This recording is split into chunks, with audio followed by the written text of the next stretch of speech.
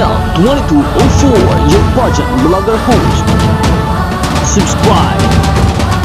Magandang araw Pilipinas, live update for the Miss World Philippines Grand Coronation Night. Nagpasiklaban sa swimsuit round ang Miss World Philippines 2026 Top 15 semi-finalists. Naging mainit at puno ng tensyon ang swimsuit round ng Miss World Philippines matapos magtagisan ang magagandahan at lakas ng katawan at stage presence ang top 15 semi-finalists. Habang rumarampa ang bawat kandidata ay nagwala ang crowd sa walang tigil na sigawan at palakpakan para sa kanilang mga paborito.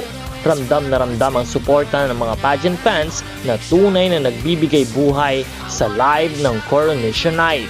Sa full vlog na ito ay masisilayan natin ang eksenang hindi mo dapat panampasin mula sa crowd reactions hanggang sa standout performances ng mga kandidata na nagpamalas ng world-class confidence at elegance.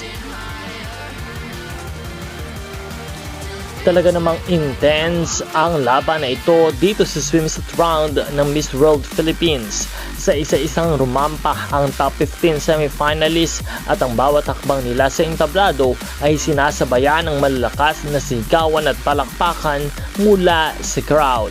Makikita mo lamang talaga na hindi lang katawan ang laban dito, kundi maging ang stage presence, confidence, aura at composure. Habang rumarampa ang bawat kandidata ay nagwawala ang audience sa pagsuporta sa kanilang mga paborito. Ramdam na ramdam ang energy sa buong arena at bawat lakad ay may kasamang pressure at excitement. May mga kandidatang talagang nag-stand out, malinis maglakad, matapang ang projection at halatang handa sa international stage. Hindi nakakapagtaka kung bakit dikdikan ang laban para sa makapasok sa susunod na round. Ito ang klase ng swimsuit competition na hindi mo pwedeng i-skip. Walang tapon, walang pahinga, ang lahat ay may laban.